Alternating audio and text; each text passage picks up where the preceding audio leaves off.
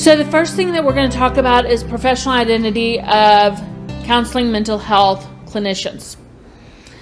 Now I want you to think about, even if you're an MFT or a school counselor, this still affects you because we have to have a professional identity wherever we go. Prime example, my hairstylist wanted to, color my hair rainbow color. And I thought, I would love to have blue and purple hair. That would be great. I mean, I think it's a stylish thing. However, I have to have a professional identity. And so if I get called into court, is somebody going to really listen to me and consider me credible? And yes, we're talking hair. That shouldn't be a big deal. But these are the things that we have to think about when we're looking at professional identity. When you're looking at interviewing for a job or interviewing for your clinical position, it is that professional identity. If you're interviewing at a place that is very clean cut, military style haircut for the guys, makeup and everything for the girls, well, then you kind of have to fall into line because that is the criteria for that location. So these are things that you have to think about when you're going into that professional world. Is my look going to fit within this professional setting? And then make adjustments as you feel like you need to. An example, my son interviewed for a position at a restaurant, and he's used to having to pull his hair back, put it in a net. He doesn't like it, but he's used to that. And first thing that the interviewer asked was, "Are you willing to cut your hair?" And he said, "No, I'm not, but I'm willing to put it in a net and pull it back," things like that. And she said, "Okay, well, we don't need to continue with this interview." And my son keeps his hair fairly, really clean and neat. So he had to learn that professional identity, And this is a hard lesson that we have to understand. And so, we're talking surface level things right now, but what we're fixing to get into is the more crux of professional identity and where it can make or break your practice in this field. The other thing that's professional identity is how we treat people. If I am treating you disrespectfully, are you going to want to come and talk to me? One of the things that I've grown up learning is that you can get further with honey than you can with vinegar. And they're so true. If I were to send you an email and just say everything I would love to say, if there was an issue, you're going to take it in a assertive way.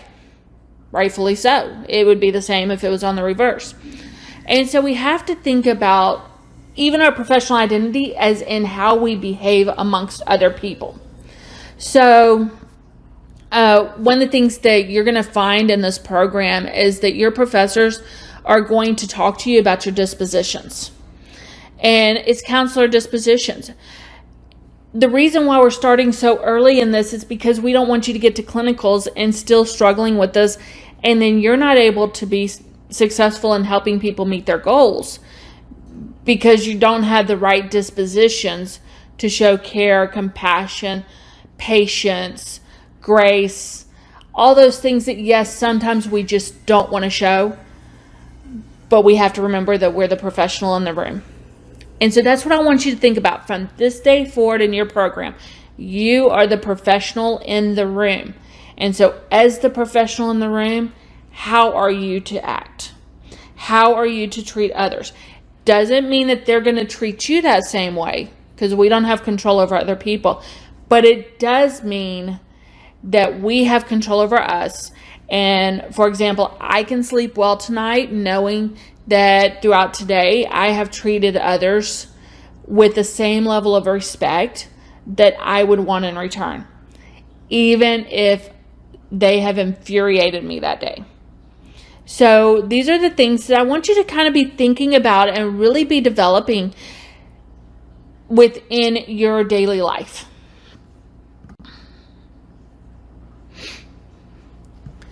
Okay, so entering this field, you need to be aware that your training is not a check off the box approach. Okay, you're being trained to work with individuals who are suffering. We have a lot of power and control when it comes to working with those who are suffering. We have to recognize that, and we have to make sure that we are not doing any harm. Our clients have been through enough harm. They don't need to come to us and get further harmed. Okay? They come to us because they have nowhere else to go and trust that they will receive the help that they desire. They come to us at their lowest point. Sometimes they come to us not knowing if this life is worth living.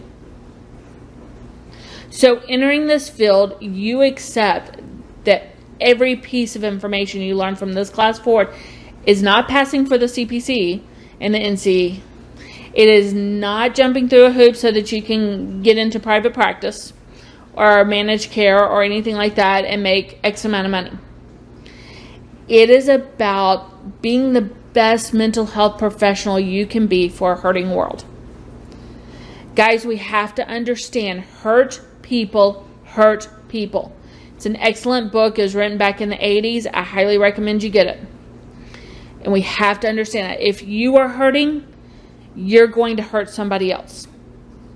It's not because you're necessarily malicious. It's because you're hurting and you don't know how to process that hurt. Same thing with our clients. So we have to keep that in mind. Again, going back to what I said on the previous slide, we are the professionals and we want to be the best professionals we can be. Entering this field, you agree to work with difficult topics. Sometimes it's outside of your specialty. Sometimes it's stretching your limits. For example, I had a client that was struggling with transgendered issues. I am not trained in transgendered issues. I am trained in trauma, crisis, suicidal ideations. That is where my training is. That's my specialty. However, with that, I work with anxiety, depression.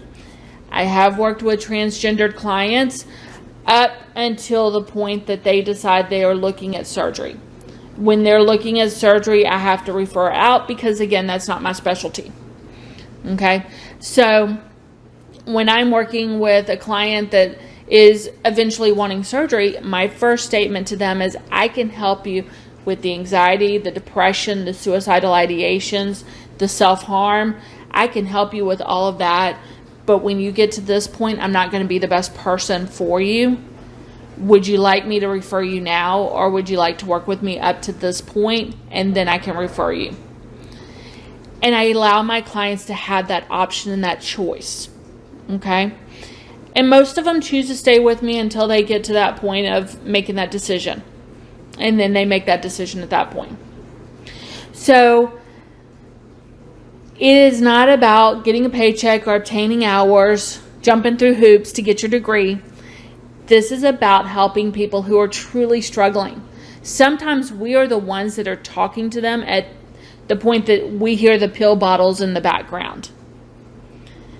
And we know that they're within seconds of taking those pills and ending their life. And we are that bridge that keeps them from doing that. So again, enter this profession with that ability to serve others, not to get your needs served. And if you enter with the ability to serve others, I promise you, you will go so much further. And it becomes not about the paycheck, even though we do have to pay our bills. It becomes about, I got to help this person get from point A to point B. And I got to be a part of that process. They allowed me to be a part of that process. So really think through that as you're going through this process. Again, I'm going to stress this time and time again. You are the professional. You need to get that in your mind right now. You need to have that mindset, because from this point forward, you need to act in the manner of a professional. Assignments are on time and top quality. If you are running behind, please email your professor and let them know as soon as you possibly can, and give them all the details as to what's going on. As a professor, we cannot help if we don't know all the details. It's kind of like whenever your client is struggling and they say, well, I didn't get my homework done for this session. You want to know all the details that went on to keep that client from getting their homework done, because that helps you better help them. It's the same thing with us as professors. If we know all the details that are going on and we know it early enough, guess what? We can help you be successful. But keep that at a minimum if at all possible. All assignments need to be fully developed. Guys, you are in a master's level class. That means unless the professor says otherwise, you have a title page, you have an abstract, you have headings, APA appropriate settings and headings. You have a reference page. Everything matches APA, the most recent edition that you can match, because you want to be the best of the best of the best. Okay? And you want to eventually get publicized. Some of the things that you may write, you may develop them even further post-graduation and publicize them. So you want to make sure that all of your assignments are fully developed. You're not slacking on anything. And again, all assignments are correctly using all forms of APA. 7th edition. Okay? And so right now we're in the 7th edition. Obviously that can change. So if you're listening to this and it's become the 8th edition, then the 8th edition. But you're in a master's level program. You are expected to have intelligence on this topic and to intelligently help your clients walk through their darkest hours. You are expected to intelligently contribute to the profession. You need to be able to effectively work with all people from all backgrounds at the same time and know whenever it's ethically better to refer. And it's not ethically better to refer because, well, you don't like the person or you don't like the topic. If you're going to refer, you have to have a valid reason. And the valid reason could be belief systems. Valid reason could be training level. But you have to have a valid reason to refer out ethically. This entire program, from this class all the way through, is selected to set you up to meet Texas state requirements. Now, if you're not from Texas, you need to check your state requirements, and you'll find that we're pretty close to all states, but there may be a few things here and there, like hours that you have to have or things like that. We require 700 hours for clinicals. 240 have to be direct. Now, each state tends to be where each state kind of differs, but the base of the course is basically the same. Most states, although a lot of states don't require CACREP accredited programs for licensure, I believe it's only about 5 that require that right now. And Texas is not one of them. Each state has aligned what their requirements are to CACREP type requirements. So kind of keep that in mind. So our program is aligned to CACREP, even though we're not CACREP certified as of yet.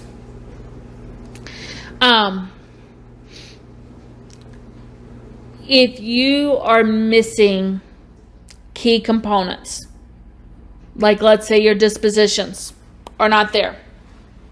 Let's say you can't keep up with things and get things turned in on time. Let's say your level of writing is a junior high level and not master's level. Or it will be nice and say high school level.